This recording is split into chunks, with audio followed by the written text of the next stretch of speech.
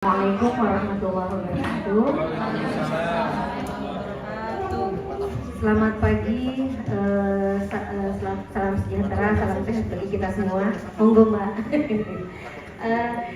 Terima kasih. Alhamdulillahirobbilalamin. Wassalatu wassalamu ala asyrofil anbiya'i wal mursalin wa ala alihi washabihi ajmain amma ba'du.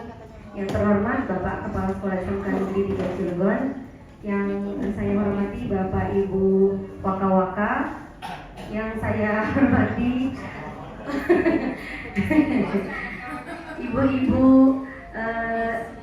Pak, karena ibu-ibu jadi bujur ya Pak ya, para bujur, ibu kajur maksudnya Pak, bujur Pak, para bujur, Bapak Ibu Dewan Guru yang saya sayangi, yang alhamdulillah berkenan hadir hari ini di Resto dalam rangka desiminasi atau dalam rangka memberikan dukungan moral kepada teman kita guru bergerak, penggerak ya Pak ya? Oh penggerak, saya ngetes Bu Haji ini konsen apa enggak? Guru penggerak ya Bu Haji? Oke baiklah. Teman kita Ibu Devi Triana, baik Bapak Ibu, untuk mengawali acara mari sama-sama kita membaca lafaz basmalah. Bismillahirrahmanirrahim. Selanjutnya dipersilakan kepada Bapak Kepala Sekolah untuk memberikan sambutannya, Bapak, kepada Bapak Pak pakai haji dan Pak pakai haji gitu, Pak Haji Muhammad Abror gitu Pak. Amin ya Allah. Kita doakan bersama ya Allah. Bapak Haji Muhammad Abror MPD ya Pak ya. Amin Allahumma amin. Kepada Bapak dipersilakan. Maunya ada apa ini? Barangnya ada apa? Nanti hari berikutnya atau lagi curiga.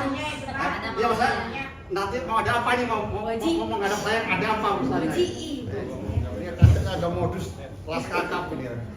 Udah kelas 3 kelas kakap. Bapak masuk udon. Oh enggak. Baik, bismillah, assalamualaikum warahmatullahi wabarakatuh. Alhamdulillah, alhamdulillahilladzi nahmaduhu wa nasta'inuhu wa nastaghfiruh. Allahumma sholli wa sallim ala sayyidina Muhammad wa ala ali sayyidina Muhammad.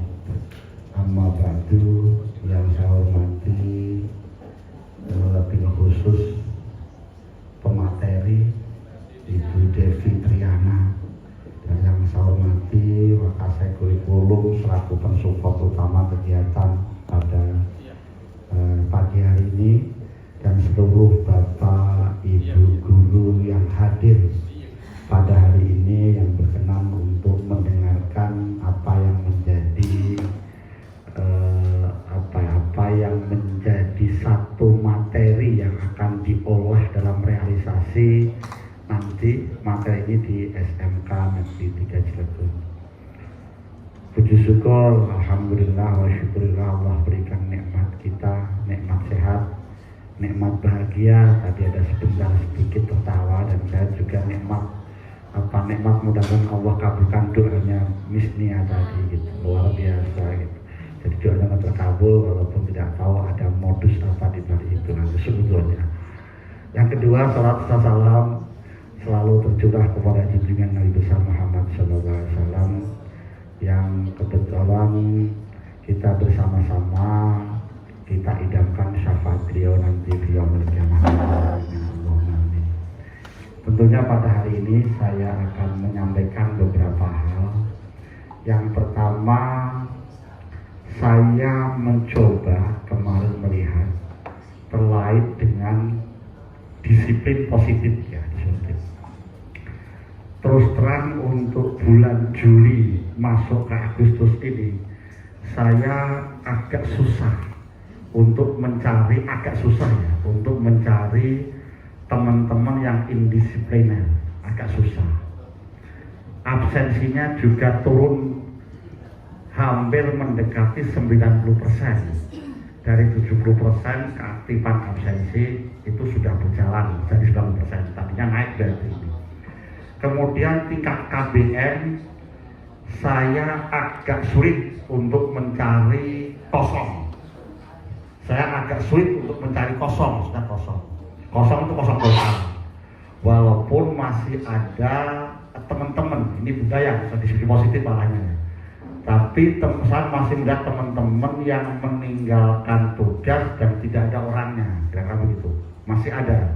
Jadi meninggalkan tugas, tidak ada bapak ibu gurunya gitu. Tugas ditinggalkan itu ada beberapa kemungkinan, karena sakit, karena memang ada keperluan yang memang luar biasa urgentnya, sehingga harus meninggalkan tugas. Tapi saya bersyukur beberapa survei yang saya lakukan, Pak Sokim juga mempunyai survei, saya juga mempunyai survei, itu memang sedikit berkurang dari jumlah guru yang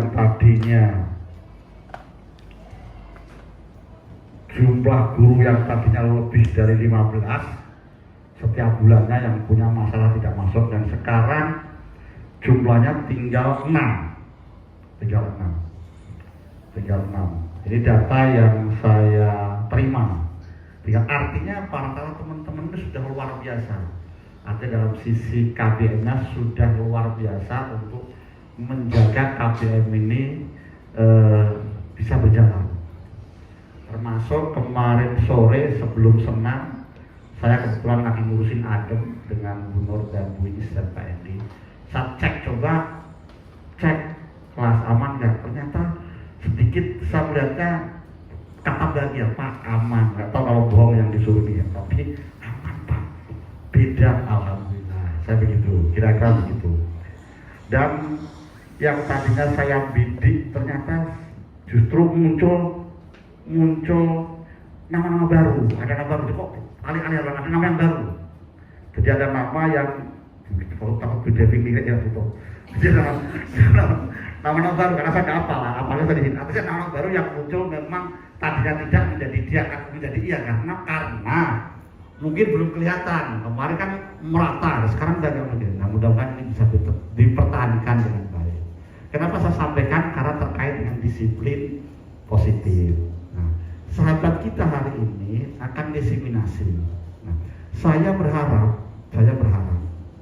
teman-teman kalau punya hal yang memang perlu diseminasikan, itu saya selalu support, saya lebih senang karena memang nanti ada dialog dan biasanya ada ketemu hal-hal yang baru yang ingin saya persiapkan di SMK Negeri 3 ini. Ya, begitu. Ya, akan kita persiapkan di SMK Negeri 3 ini. Biasanya nanti kita dialog begitu, ternyata ada yang kurang, kayak begitu. Contoh, ketika diseminasi Bu Devi kemarin, itu ada satu yang menurut saya momen penting yang saya catat dan langsung saya aplikasikan. Yang pertama adalah terkait SOP piket, itu dasarnya dari Bu Devi. Ketika kita ngobrol, namanya tutor supaya apa? Tutor penggerak namanya. Yang tutor penggerak,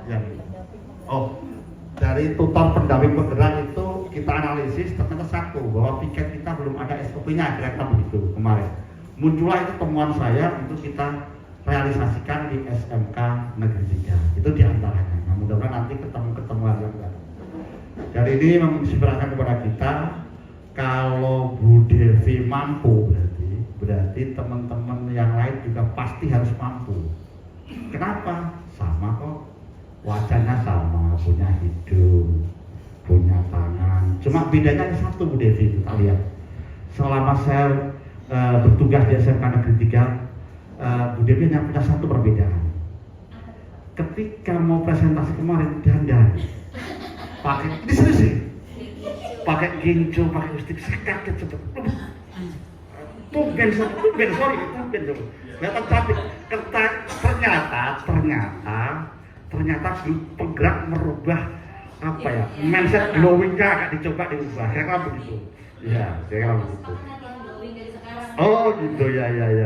Itu yang saya tangkap kemarin. Jadi soal presentasi. Jadi kenapa? Oh iya. Bu Mai. Terima kasih Bu, saya juga selalu perhatian dengan saya Bu Mai. Ya, terima kasih. Ketika di Semarang doang laporan terus tiap hari. Terima kasih Bu. Iya. Terima kasih. Jadi saya akan kembali sehingga saya lihat wah ini berarti ternyata grup penggerak dampaknya luar biasa ya. Saya ingin menyampaikan kepada, karena ada moto grup penggerak, apa motonya Bu Dewi? Terus, yo. Oh, Bu, tahu Bu ketesnya. Jadi moto, oh ini nih. Tadi penyangkut dengan apa yang dikatakan MC. Jadi guru penggerak itu ada motonya. Apa Bu? Tergerak, bergerak, menggerakkan. Oh, tergerak, bergerak, menggerakkan. Tapi kalau Pak Hajiarto sama ngomong senyum sini, saya senyumkan ke lebar Pak Hajiarto di belakang. Jadi yang jelas susah pikirannya udah mulai kemana-mana gitu. Jadi sudah nyampe ke Semarang. Saya baru nyampe ke Cilegon, belum keluar tol exit Cilegon Timur. Beliau sudah nyampe dulu tuh, tergerak bergerak karena nyampe dulu ke tol Semarang sana. Terlalu cepat. Iya, bergerak dan digerakkan. Jadi ini mudah-mudahan ini juga mulainya dari Bu Devi nanti, tergerak, bergerak, menggerakkan, tergerak, bergerak, menggerakkan. Oh, saya ingat itu. Buat militan Bu, tergerak, menggerakkan, tergerak, bergerak. Itu yang pertama, mudah-mudahan menjadi inspirasi kita bersama. Karena saya merasa bahwa SMK Negeri 3 paling minim Bu, minim bisa menerobos menjadi guru penggerak dibandingkan sekolah yang lain. Jadi minim. Saya nggak bilang kalau ya SDM-nya nggak ya nggak, saya bilang minim. Nggak tahu. Oh iya nggak tahu kata saja nggak tahu. Tapi minim gitu kan, minim baru satu gitu kan, minim. Kemudian yang berikutnya saya ingin menyampaikan begini. Kemarin ada tim BLUD Blun itu melaksanakan kegiatan monitoring dan visitasi lah. Nah di antara itu salah satunya yang dibidik adalah jurusan kuliner, pensupportnya jurusan yang lain. Jadi dalam rangka ini saya mengucapkan terima kasih yang sedalam-dalamnya, setinggi-tingginya kepada teman-teman di masing-masing jurusan yang memang sudah mampu bergerak dengan cepat. Lagi ini biar santai dulu Pak Ibu, muter-muter santai dulu lah. Jadi nanti teman-teman itu setelah teman-teman kuliah akan mencoba itu. Nah nanti juga kita coba analisis seperti apa, nanti baru kita pastikan setelah seminggu berjalan. Nanti ngobrol dengan guru klub ini mau blok atau mau seperti apa. Kita coba dulu biar berjalan dulu. Itu gambaran secara umum kepada teman-teman dan hari ini nanti kita langsung ke tajuk, berarti jamnya disesuaikan nanti untuk laki-laki Jumatan dulu. Baik, dari saya mungkin cukup sekian dan terima kasih. Kita kembalikan kepada MC. Assalamualaikum warahmatullahi wabarakatuh.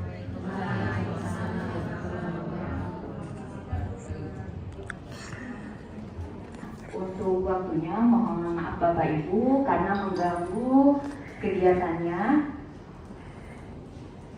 Baik, terima kasih. Untuk kesempatan kali ini ialah diseminasi modul 1.4. Jadi kegiatan, mohon maaf saya jelasin dulu nggak apa-apa ya Pak ya? Ya. Jadi dalam kegiatan guru penggerak itu ada sekitar 10 modul, ada 3 modul dengan 10 subbab seperti itu. Dan sekarang memasuki modul 1.4 di mana kami yang sedang mengikuti kegiatan harus mendiseminasikannya kepada teman-teman. Nah pada kali ini yang akan didiseminasikan ialah tentang disiplin positif. Nah sebelum kita mulai, kita akan membuat kesepakatan terlebih dahulu, kesepakatan forum diseminasi. Jadi ini ada kata pemantiknya dari kami ialah yang pertama saling menghargai, menjadi pendengar yang baik, boleh minum. Silahkan kalau ada yang mau ditambahkan kira-kira apalagi nih ketika kita mengikuti forum diseminasi ini ada kesepakatan bersama, silahkan apabila ada yang ditambahkan misalnya apa Pak? Boleh pulang, tentu saja. Nanti kalau minum nggak ada tempatnya ya kalau di sini Pak.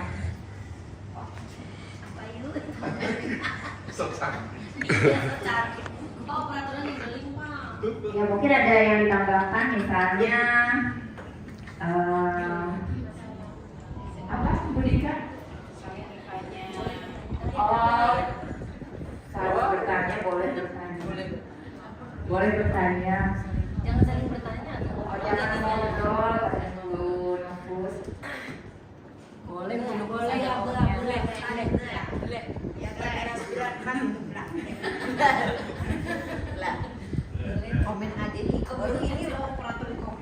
Iya,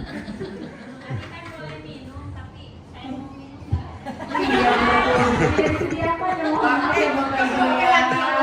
Biasanya iya, soalnya suka udah disediakan duluan. Tidak boleh tidur. Iya, tidak boleh. Pinter Bu Nupus, tidak sia-sia. Tidak boleh bobo cantik. Tidak boleh bobo cantik katanya. Karena bobo cantik itu Instagram, nama Instagram bobocantik.com. Ada lagi atau sudah cukup? Cukup, Bu. Cukup. Baik, bisa dilanjut Bu Nupus. Itu adalah kesepakatan kita bersama ya, bahwa kesepakatan ini dibuat tidak hanya dari saya, tetapi juga dari teman-teman semua. Maka kesepakatan ini kita ikuti bersama. Nah, lanjut ke materi disiplin positif, bahwa di sini seorang guru harus memiliki kemampuan untuk mewujudkan budaya disiplin positif di sekolah.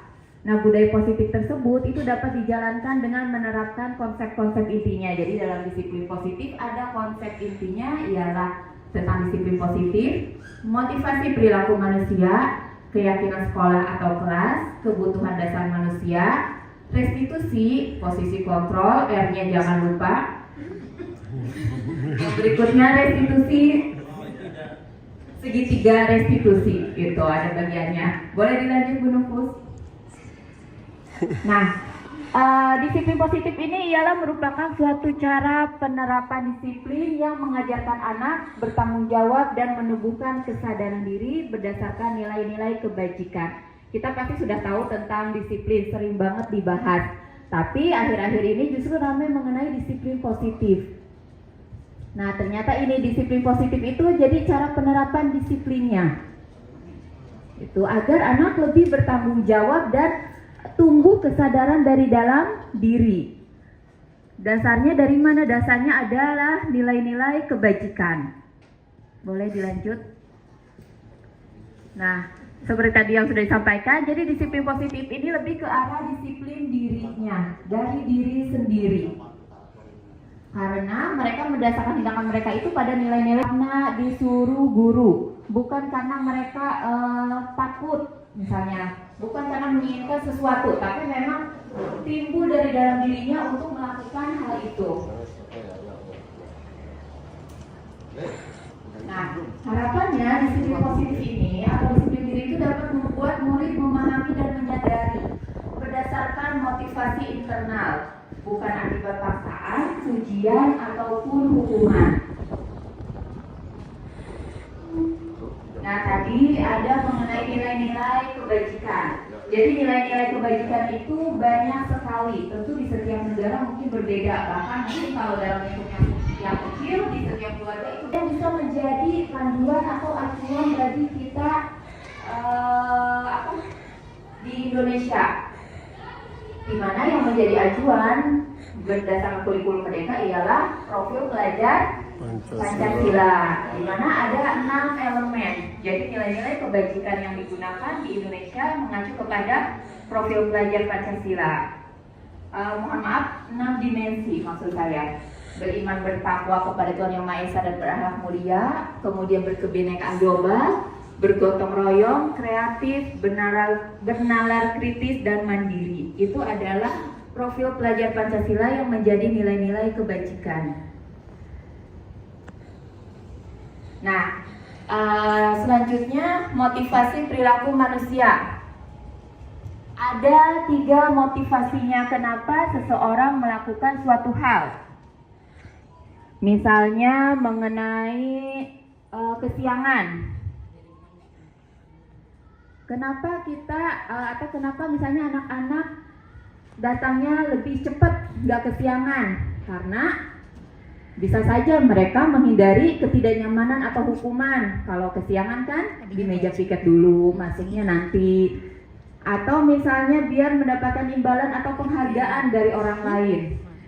Nah, yang ketiga itu bisa jadi dia tidak pernah kesiangan atau selalu tepat waktu karena untuk menjadi orang yang mereka inginkan dan menghargai diri sendiri dengan nilai-nilai yang mereka percaya. Ini adalah motivasi internal. Jadi kalau yang dua di atas masuknya ke motivasi eksternal. Kenapa? Karena berasal dari luar, dari orang lain. Nah, kemudian ini keyakinan kelas atau juga bisa jadi keyakinan sekolah. Guru di sini berperan dalam mewujudkan terbentuknya keyakinan kelas atau sekolah dengan adanya kesepakatan antara guru dan murid. Jadi seperti yang tadi di awal kita sampaikan, kita lakukan, itu kita membuat keyakinan forum terlebih dahulu. Sebelum memulai kegiatan pembelajaran, tadi kita mulai, itu tidak hanya dari saya tapi juga dari teman-teman guru. Jadi kalau nanti membuat keyakinan kelas, itu adalah kesepakatannya antara guru dan murid. Tidak hanya guru yang memberikan kesepakatan saja, tetapi murid pun turut serta. Ini adalah contoh ketika maksud saya praktek ketika membuat keyakinan kelas. Jadi murid-murid menuliskan apa yang mereka inginkan di dalam kelasnya, kemudian ditempel, lalu setelah itu kita rumuskan bersama keyakinan kelasnya. Nah, kemudian setelah tadi apa yang disampaikan murid kita rumuskan, lalu ada hadirlah timbullah keyakinan kelas. Keyakinan kelas ini harus diikuti oleh seluruh, gitu. Tidak hanya murid saja, tapi kita pun sebagai guru ikut serta.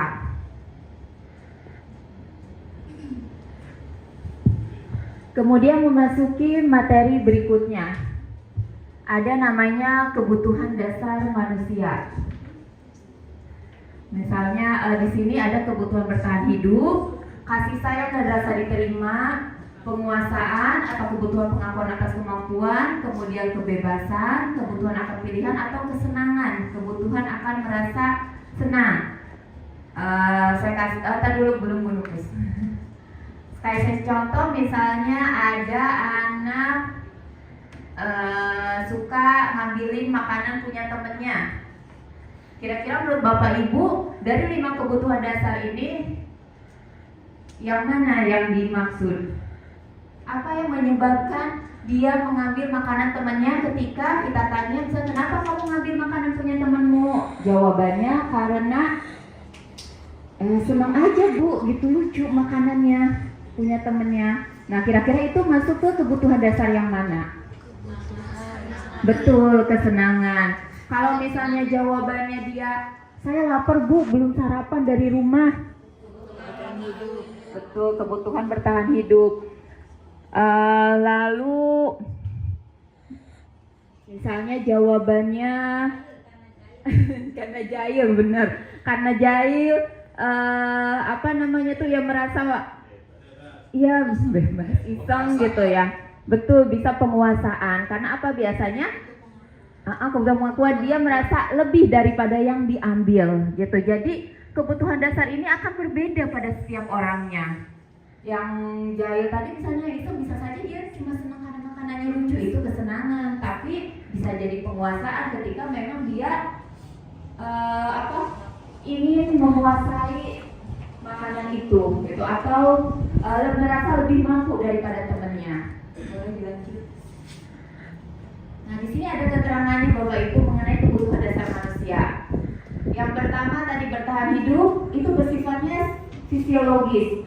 Misalnya kesehatan, rumah, makanan, lalu kebutuhan biologis sebagai bagian dari proses reproduksi termasuk kebutuhan untuk tetap bertahan hidup, dan komponen psikologis juga termasuk kebutuhan akan perasaan aman, itu masuk ke dalam kebutuhan bertahan hidup. Kalau yang kasih sayang dan rasa diterima, itu kebutuhan untuk disayangi dan diterima, meliputi kebutuhan akan hubungan dan koneksi sosial, kebutuhan untuk memberi dan menerima, lalu kebutuhan untuk merasa menjadi bagian dari suatu kelompok. Misalnya pertanyaan yang tadi, mohon maaf cerita yang tadi makanan. Nanti habis itu dia dipanggil sama wali kelasnya, lalu wali kelasnya memanggil orang tuanya. Ini loh, anaknya ngambilin makanan punya temannya. Dia merasa seperti itu kemungkinan dia kebutuhan untuk merasa membutuhkan kasih sayang dari orang tuanya besar. Maksudnya dia sedang memenuhi kebutuhan kasih sayang dari orang tuanya. Karena apa? Ketika orang tuanya datang ke sekolah, otomatis orang tuanya memperhatikan karena mungkin di rumah sibuk dan sebagainya. Gitu. Jadi itu adalah cara dia iseng tadi itu, jahil tadi itu adalah cara dia untuk memenuhi kasih sayang. Gitu. Itu bisa jadi. Yang berikutnya. Lalu kebebasan atau kebutuhan akan pilihan. Kebutuhan akan kemandirian, otonomi, memiliki pilihan, dan mampu mengendalikan arah hidup seseorang. Tuh, itu adalah kebebasan. Lalu penguasaan, kebutuhan ini berhubungan dengan kekuatan untuk mencapai sesuatu, menjadi kompeten, menjadi terampil, diakui atas prestasi dan keterampilan kita, didengarkan dan memiliki rasa harga diri. Jadi ketika kita ataupun murid-murid kita melakukan suatu hal, itu mereka adalah untuk memenuhi kebutuhan dasarnya. Kemudian kesenangan, yang tadi itu kebutuhan akan kesenangan adalah kebutuhan untuk mencari kesenangan, bermain dan tertawa.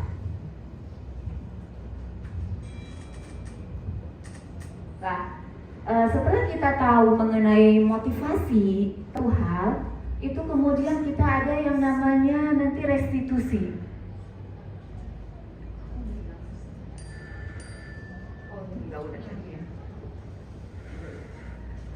Proses ketika menyimak di motivasi perilaku itu ada yang dari eksternal seperti hukuman, kemudian penghargaan, lalu ada yang terakhir itu motivasi internal, itu adalah bentuknya dari restitusi.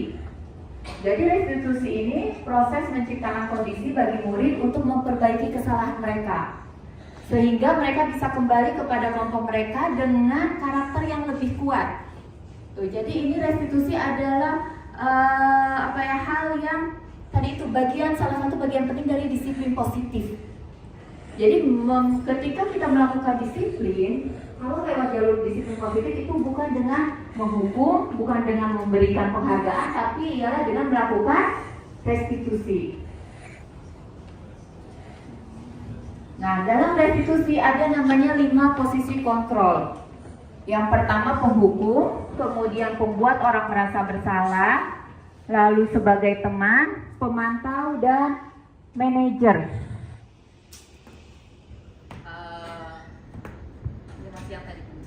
Ya, bagian ini 5 posisi kontrol ini misalnya seperti ini. Ada anak yang tadi terlambat.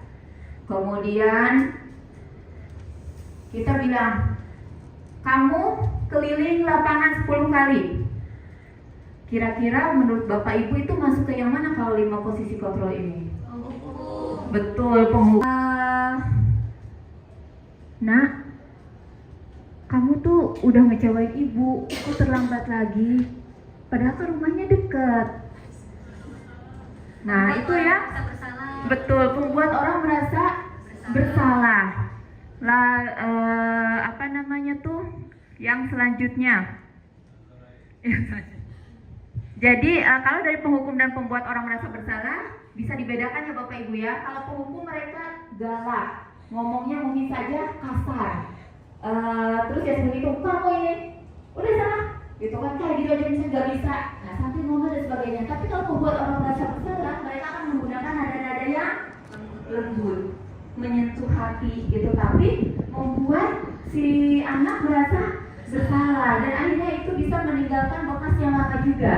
Jadi anak penghukum dan merasa bersalah, anak akan merasa gagal. Jadi kalau dalam disiplin positif ada istilahnya identitas sukses dan identitas gagal. Jadi identitas gagal itu tadi ketika anak tadi mungkin dihukum, mereka akan merasa dendam sama gurunya. Lalu ketika dia merasa bersalah, dia akan merasa, duh iya saya ngecewain aja. Nah, apa yang saya lakukan tuh nggak benar aja, gitu. Nah, itu adalah ketika kita menjadi atau kita dalam posisi kontrol sebagai pembuat orang merasa bersalah. Kemudian yang berikutnya, sebagai teman, kira-kira contohnya gimana kalau sebagai teman? Mengingatkan misalnya, dari ini terlambat terus, gitu. Besok enggak ya? Nah, seperti itu. Jangan gitu ya.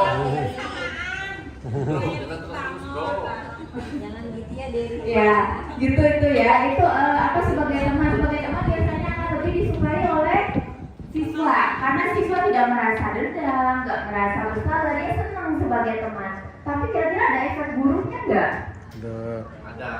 Ada. Kadang ngeluncak. Nah, betul Bu. Ya, itu salah satunya kadang rada melunjak. Terus akhirnya dia cuma mau sama guru itu aja. Kalau misalnya disuruh sama Pak Dery, semangat 45 karena merasa sebagai teman, merasa semuanya. Tapi ketika disuruh sama Bu Devi, juga dia amit-amit gitu. Nah, itu sebagai contoh akhirnya anak seperti itu gitu. Ketika kita memposisikan diri sebagai teman. Lalu kalau sebagai pemantau, iya betul Bu. Itu gambarnya CCTV itu. Itu mah Pak kepala. masalah itu mah. Bapak lihat di CCTV. Betul sekali ya Bu Hawaii. Jadi mungkin kalau contohnya karena kita sudah paham, misalkan kayak Bapak, ini kamu sudah terlambat 3 kali bulan ini, bulan kemarin kamu 5 kali. Jadi mereka mainnya dengan data, grafik dan sebagainya. Itu adalah kita ada di posisi kontrol pemantau. Gitu. Kontrol ya? Iya, kontrol R-nya jangan lupa ya Pak ya. Nah, kalau yang bagian terakhir itu adalah bagian yang diharapkan ada dalam diri kita semua sebagai guru, itu adalah manajer. Misalnya gimana kalau manajer? Di sana bisa kita contohnya adalah bersama-sama anak. Jadi kita buat anak untuk membuat keputusannya, membuat apa yang harus dia lakukan. Itu adalah manajer. Misalnya contohnya gini, kamu kenapa terlambat? Seperti itu. Nanti saya bangunnya siang. Kalau misalnya bangunnya siang, sama ibu juga siang. Betul sekali Ibu. Itu adalah bagian dari nanti ada di sana. Bagian dari validasi yang salah kalau saya tidak salah ya.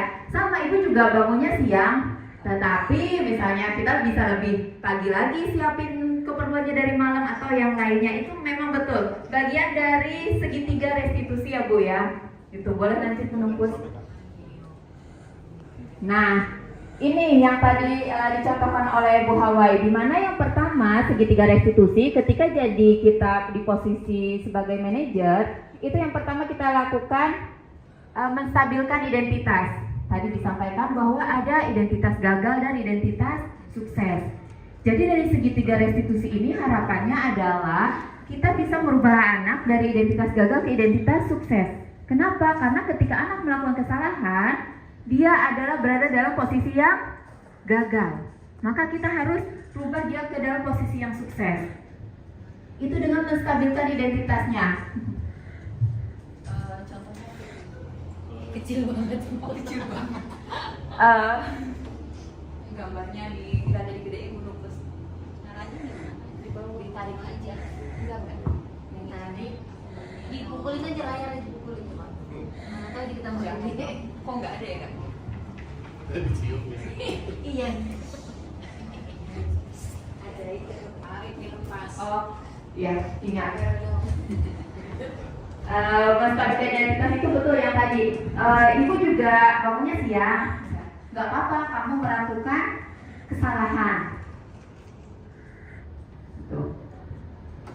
Kemudian setiap orang atau manusia itu melakukan kesalahan. Setiap orang juga pernah melakukan kesalahan. Jadi dia tidak merasa bahwa dia gagal karena sudah melakukan kesalahan, tapi bahwa itu adalah dia merasa tenang terlebih dahulu. Itu adalah menstabilkan identitas. Makanya contoh kalimatnya tadi itu tidak apa-apa bisa melakukan kesalahan, atau mungkin kamu bisa melakukan hal yang lebih buruk lagi ya dari ini. Itu juga bagian dari menstabilkan identitas. Nah, kalau validasi tindakan yang salah, kecilin dulu Mas. Balik ke tadi itu memahami kebutuhan dasar apa yang mendasari sebuah tindakan, atau memahami alasan dibalik tindakan murid. Misalnya, contohnya sering terlambat. Kenapa terlambat? Itu adalah bagian dari validasi tindakan yang salah. Atau kamu tentu punya alasan mengapa melakukan itu. Jadi bagian kita mencari tahu alasan seorang anak melakukan suatu kesalahan itu adalah bagian dari validasi tindakan yang salah. Yang terakhir belum. Nah, yang terakhir itu menanyakan keyakinan. Tadi di awal kita atau setiap kelas sebaiknya memang memiliki kesepakatan kelas. Nah, di awal kita misalnya sudah tadi membuat kesepakatan kelas atau keyakinan kelas, maka kita tanyakan mengenai keyakinan kelasnya. Karena menanyakan keyakinan ialah motivasi secara internal, menghubungkan keyakinan anak dengan keyakinan kelas atau keluarganya. Tadi anaknya datang terlambat, lalu kita bisa tanyakan, keyakinan kelas kita apa? Datang tepat waktu, Bu, misalnya seperti itu. Lalu kita bisa lanjutkan lagi, menurut kamu, saya sudah misalnya melanggar keyakinan kelas, apa yang harus dilakukan? Oh, besok lagi saya tidak akan datang terlambat lagi. Apa yang harus dilakukan lagi kalau biar nggak datang terlambat? Gimana misalnya Bu Dika? Oh, biar nggak datang terlambat saya nginep aja di sekolah gitu kan, itu nggak mungkin ya. Pagio. Ya bisa seperti itu ya, jadi tanyakan terus sampai anak yang membuat keputusannya sendiri gitu. Jadi bukan kita yang memutuskan, oh biar kamu gak datang terlambat, kamu nginep aja di sekolah, itu bukan bagian dari segitiga restitusi. Tapi kita berikan pertanyaan sampai anak menyimpulkan, oh baik Bu, saya besok berangkatnya lebih pagi lagi, jam 6 saya sudah berangkat biar saya nggak terlambat. Nah seperti itu. Itu kalau misalnya dari anak maka dia masuk segitiga restitusi. Tapi ketika kita yang memutuskan itu bukan bagian dari restitusi, mega restitusi. Mudah-mudahan terdengar suaranya ya.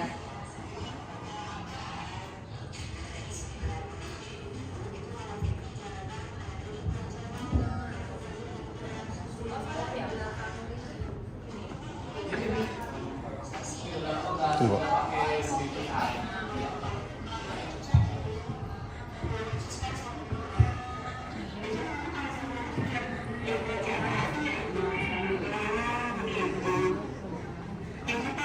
Akibatnya kalau misalnya sehingga ikut pelajaran, saya juga bisa ikut pelajaran dan banyak ketimbangan pelajaran. Tentunya maksud itu di dalam pelajaran, tetapi yang di dalam organisasi manusia memang tidak ada sempurna. Sekarang keyakinan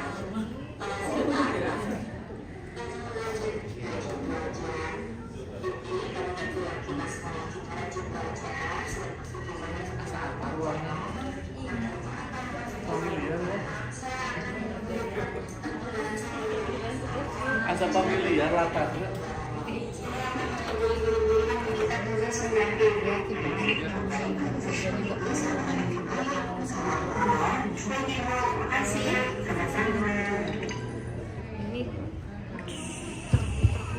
Ya Bapak Ibu, itu tadi adalah contoh dari kegiatan segitiga restitusi. Jadi dari awal sampai akhir itu kita usahakan untuk anak yang membuat keputusannya, kemudian tidak ada judgement dan lainnya. Harapannya ketika itu berasal dari dalam dirinya, dia akan melaksanakannya sepenuh hati karena itu adalah motivasi internal, bukan eksternal. Mudah-mudahan tadi obrolannya kedengar karena memang noise-nya banyak sekali. Dan juga mudah-mudahan apa yang saya sampaikan bisa dipahami. Dan juga yang lebih penting lagi adalah mudah-mudahan ada kalau misalnya dipahami berarti nggak ada pertanyaan ya. Mudah-mudahan kurang dipahami biar ada pertanyaan. Saya kembalikan kepada Miss Nia.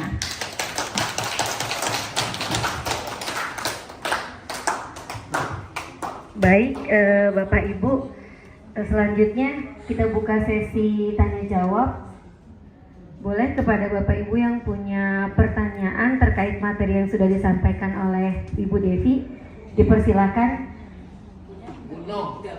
Bu No, oh maaf Bapak, Bu Hawai dulu tadi yang langsung. lebih cepat dan lebih tinggi dan lebih lurus Pak ngacungnya Pak. Bapak mah bengkok tadi ngacungnya. Lurusan Bu Hawai tadi. Oh udah lurus ya. Tadi bengkok gini Mbak tadi tangannya. Kalau Bu Hawai gini cus langsung. Jadi Bu Hawai dulu yang kelihatan.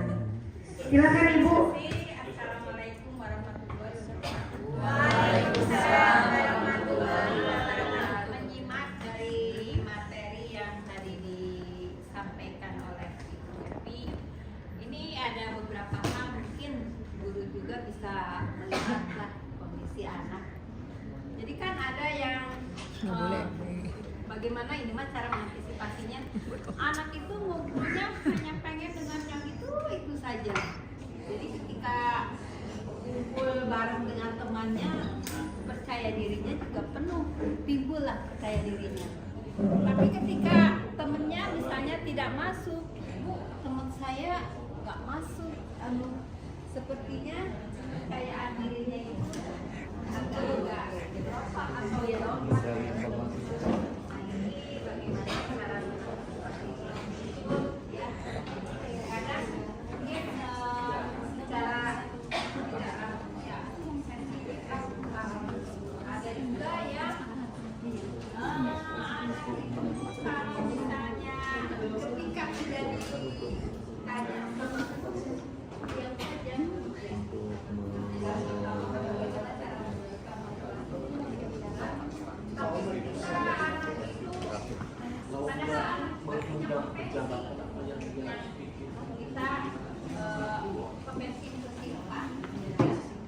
Menggalinya bagaimana?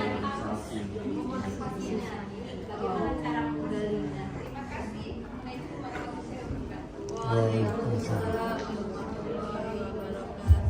Waalaikumsalam warahmatullahi wabarakatuh. Terima kasih Ibu pertanyaannya. Langsung dijawab Bu Devi sambil menunggu pertanyaan selanjutnya. Oh, ditampung dulu apa dijawab? Langsung dijawab.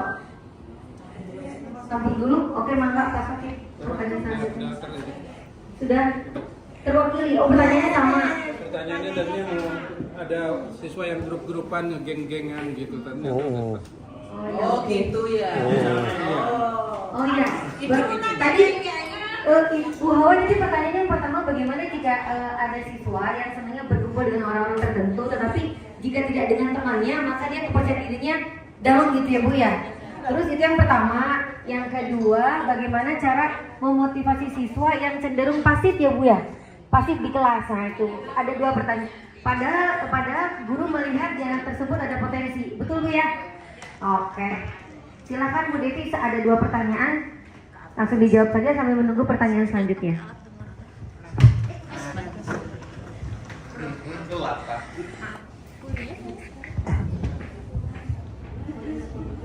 Ya, terima kasih Bu Hawa untuk pertanyaannya. Bagaimana jika ada siswa yang hanya ingin berkumpul dengan teman-temannya saja dan ketika sama temannya dia pede banget tampil misal atau keluarlah potensinya, tetapi ketika nggak ada temannya dia jadi pasif, kemudian mungkin juga dalam pembelajarannya akhirnya biasa saja.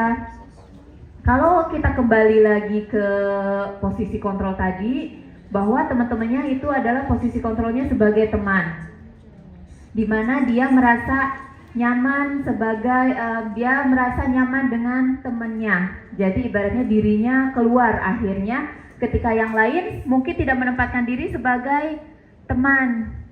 Jadi si anak tidak merasa nyaman dengan teman-teman yang lainnya itu, makanya dia akhirnya pasif.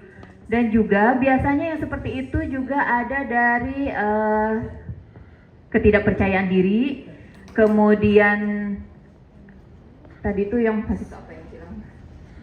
tidak percaya diri, adaptasinya lama, lalu dua pertanyaannya. Jika itu tadi ya Bu Hawa, mohon maaf, tidak percaya diri dan adaptasinya lama, jadi dia hanya nyaman dengan orang-orang terdekatnya saja untuk membuka diri. Lalu bagaimana misalnya kita biar bisa anak itu ketika nggak ada temennya, kita juga dia juga bisa muncul. Nah, kita bisa ngajak ngobrol secara pribadi untuk menanyakan untuk mencari tahu kebutuhan dasarnya dia apa. apakah memang tadi itu dia kebutuhan dasarnya untuk kasih sayang. Teman-temannya itu bisa ngasih kasih sayang, sedangkan yang lain mungkin diomongin misalnya atau dijudesin atau apa. Jadi waktu itu ada di kelas juga anak yang, ya Bu, masa saya nggak sekolah, bilang kan kemarin sekolah kok, sekarang nggak sekolah, jangan sakitnya bohong. Nah dia akhirnya ketika ada anak itu yang ngomong itu, dia diam aja gitu. Jadi dia hanya dengan teman-teman yang dekatnya saja. Itu bisa jadi seperti itu. Jadi kebutuhan dasarnya dia itu dipenuhi oleh hanya teman-teman dekatnya saja, sedangkan teman-teman lainnya tidak. Jadi kita bisa mencari tahu terlebih dahulu, kemudian setelah itu kita bisa mengkondisikan kelasnya, bisa menyampaikan ke anak, atau kita membuat kesepakatan kelas yang baru. Karena kesepakatan kelas itu tidak hanya di awal saja, tetapi juga dia bisa berubah sesuai kebutuhan. Oh ternyata belum ada nih saling menyayangi, karena ternyata tadi itu ya anak hanya merasa dia disayangi oleh teman-teman grupnya saja, teman-teman circle-nya saja, sedangkan sama yang lain dia tidak disayangi. Habis itu kita bisa buat untuk kesepakatan yang baru agar setiap anak-anak di kelas kita itu saling menyayangi. Jadi anak bisa merasa nyaman juga dengan teman-teman di luar grupnya. Lalu yang kedua, itu bagaimana memotivasi siswa yang pasif di kelas, padahal guru melihat mereka itu punya potensi. Nah, ini yang kalau misalnya di BK kita suka kasih di awal mengenal diri. Kebanyakan anak tidak mengenal potensinya, tidak tahu. Gitu. Jadi sebaiknya mereka tahu potensinya bahwa mereka punya. Kita bisa misalnya memotivasi dia. Bisa kita ngasih kalimat pujian. Yang penting kan kalau balik lagi tadi ketiga motivasi perilaku manusia, itu jangan, yang tidak boleh adalah kita memberikan materi. Hadiah secara materi itu tidak boleh. Tapi kalau pujian tidak apa-apa, asal tidak berlebihan dan yang dipuji adalah prosesnya, bukan hasilnya. Kita bisa motivasi dia, kalau misalnya kita mungkin ada waktu yang lebih, kita bisa ngajak ngobrol. Kalau misalnya tidak di kelas, ketika dia melakukan hal yang baik, nggak pernah ngomong nih, terus dia sekalinya ngomong, jangan sampai biarkan teman-temannya nyurakin. Kalau dulu zaman saya sekolah kan suka misalnya ada yang berani ngomong itu, kemudian salah ya, tuh temen-temennya kayak gitu. Nah kita jangan kasih kesempatan itu, karena biasanya mereka jadi berkecil hati. Tapi ketika dia melakukan hal bagus, oh bagus tuh misalnya, oh keren, atau kita kasih tepuk tangan, itu juga sudah biasanya seneng anak. Jadi kita bisa dari hal-hal kecil seperti itu terlebih dahulu. Cuma mungkin prosesnya lama, karena yang seperti itu anak-anak itu mereka butuh waktu adaptasi yang cukup banyak sama orang lain. Itu biasanya untuk anak-anak yang pasif. Gimana Bu Hawai? Oke, terima kasih.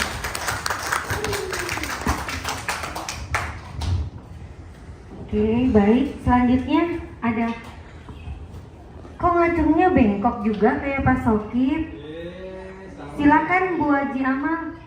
Halo enggak? Oke, terima kasih. Pertanyaannya seputar apa yang disampaikan oleh Bu Deti juga.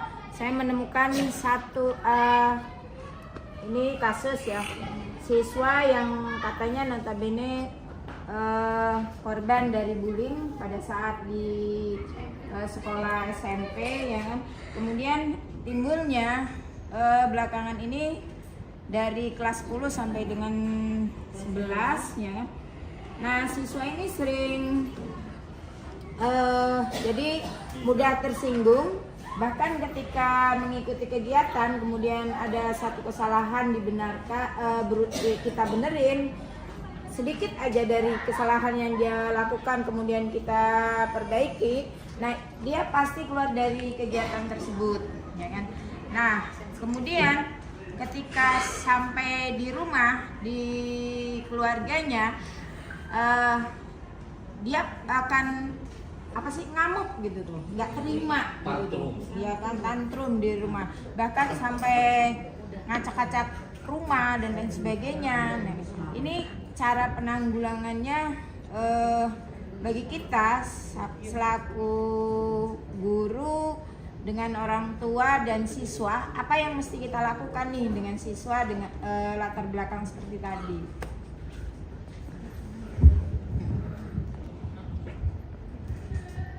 Ya, terima kasih Bu Haji Amal untuk pertanyaannya. Betul sekali ya, jadi bullying itu memang panjang sekali efeknya. Tidak hanya untuk sehari 2 hari, tapi itu bisa sampai ke kita dewasa.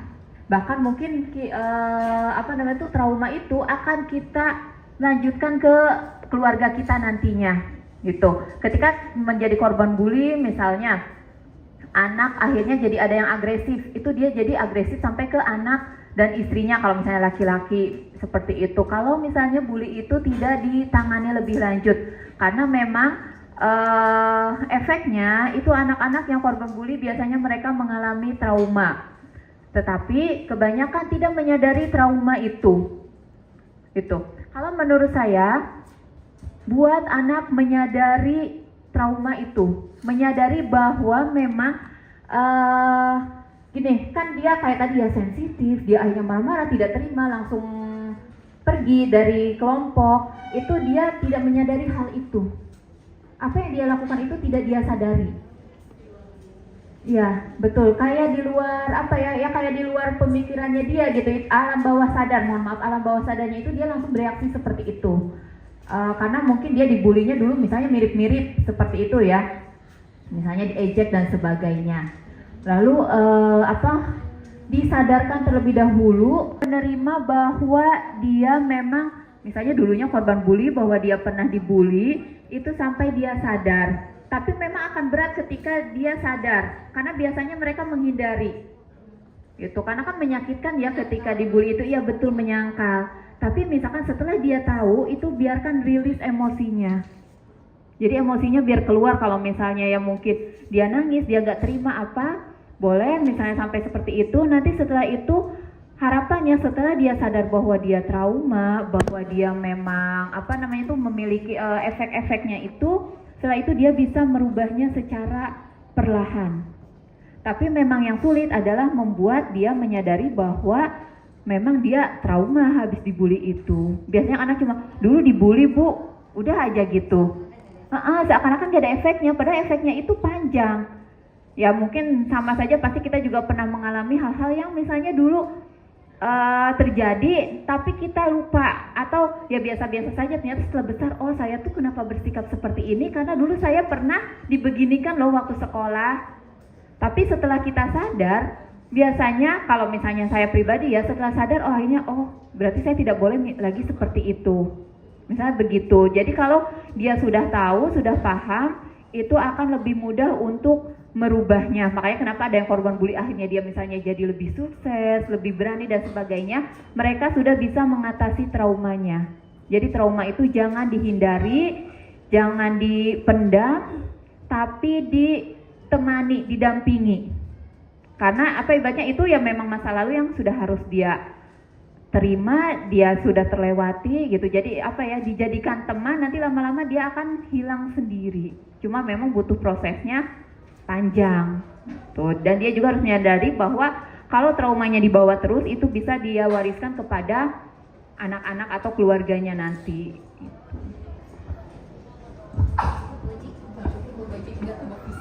Nanti kita bisa ngobrol di belakang, Bu. Di belakang aja.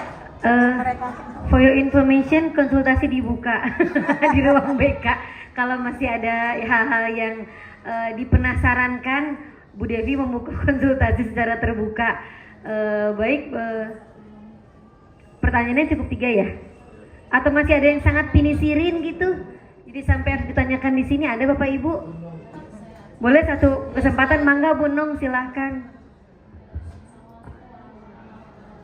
Waalaikumsalam.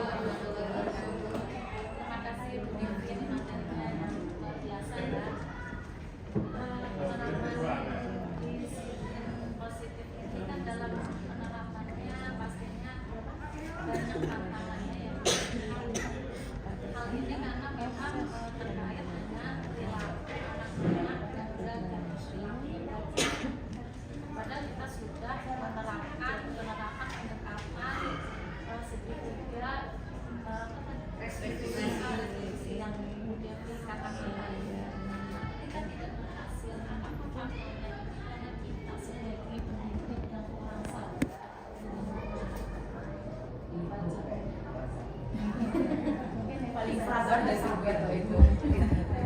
Kalau Bu Nong kurang sabar, saya apa Bu Nong? Apalah saya? Iya. Iya. Oh, itu perbedaan kita di situ. Bu Nong mikir, saya nggak mikir mungkin ya. Aduh ya Allah, makasih loh Mbak. Iya. Pak Dery kenapa ketawa? Jujur banget sih. Bu Nong aja kurang sabar. Apa kabar gue, Bu Depi? Iya. Silakan Bu Depi langsung dijawab, Masya Allah.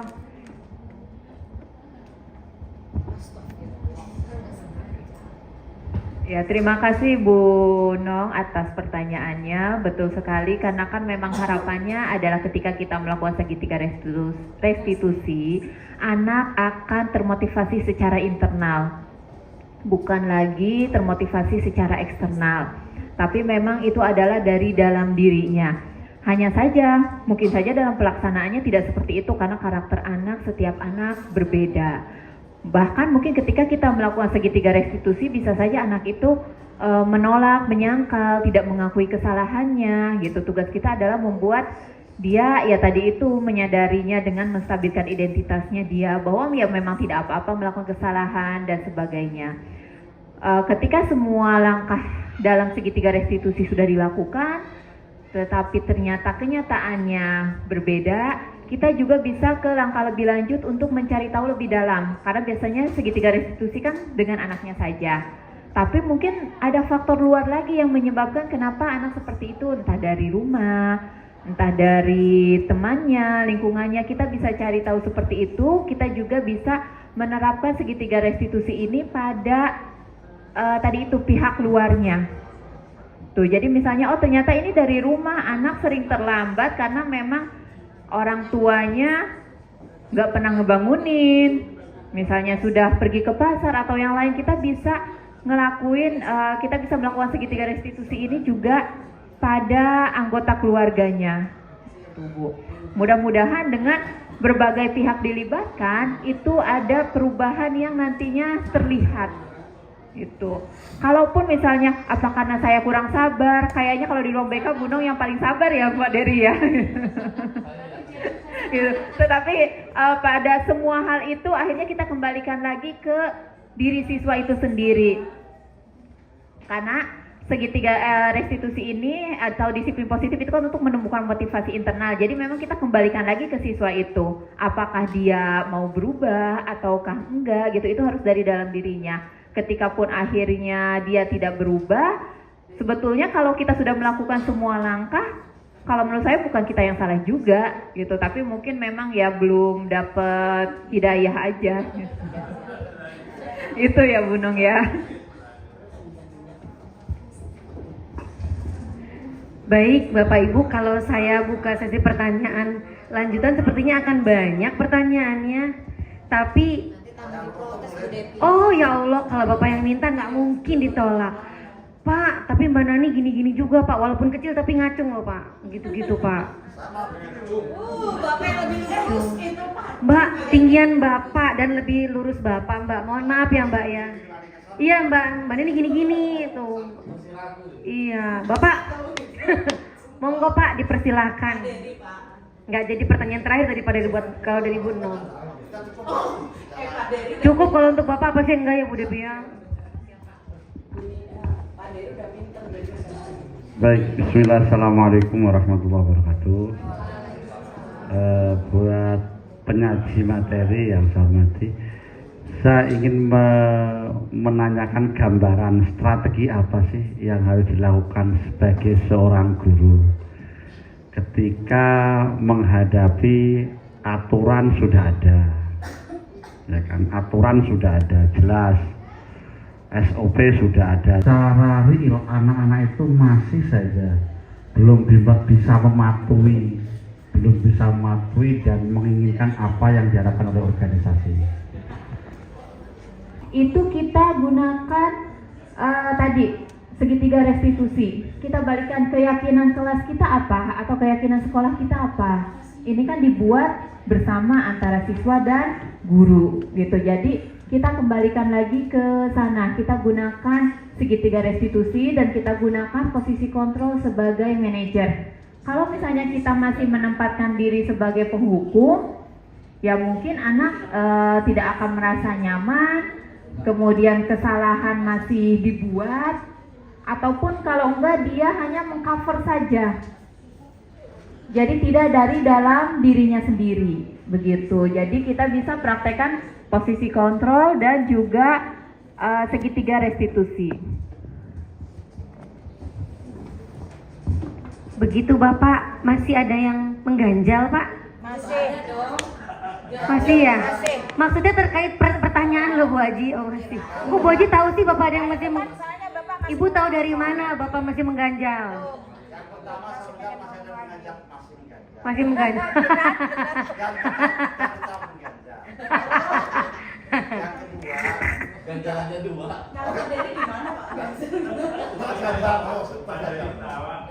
Iya, Pak Haji, Pak Deni ini kayak ngerti aja. Kayak ngerti aja. Emang masih mengganjal? Maksudnya punya pertanyaan yang mengganjal enggak gitu maksudnya? Oh, udah lega.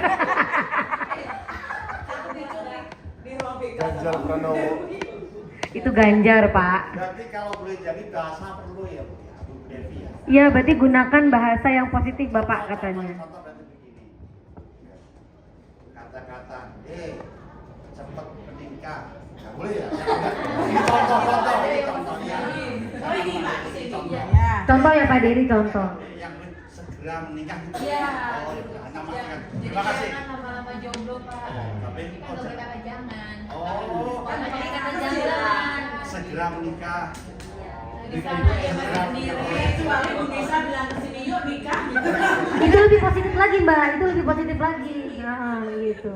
Ayo menikah gitu Pak Dery contoh kalimatnya ya. Iya. Ayo.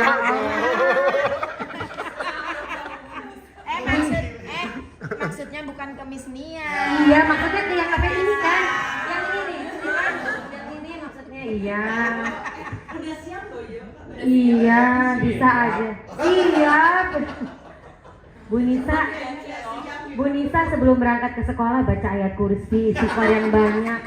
Zikir pagi petang ya. Soalnya pesona saya itu Pesona dikira perumahan ya.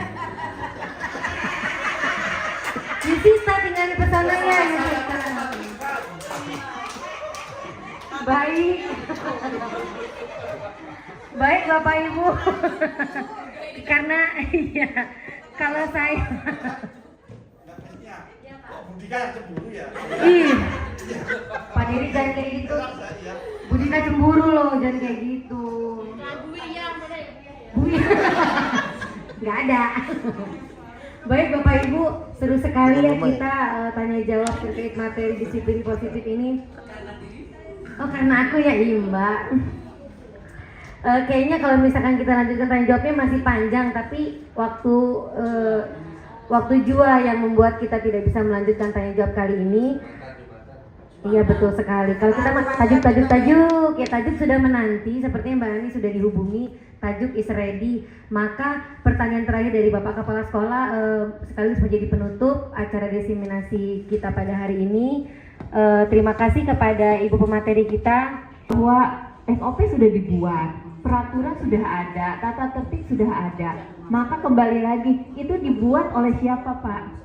Nah, itu ada hasilnya sesuai dengan yang diharapkan. Semangat Bu Devi. Terima kasih juga saya ucapkan mewakili Bu Devi kepada Bapak Ibu yang hari ini support dalam kegiatan diseminasi. Saya selaku pembawa acara mohon maaf atas segala kesalahan. Saya tutup ya Bu Devi ya. Sebelum saya tutup mari kita sama-sama membaca lafaz hamdalah. Nggak ada. Mau ke tajuk. Mari kita sama-sama baca lafaz hamdalah. Alhamdulillahirabbil alamin. Saya akhiri wabillahi taufiq.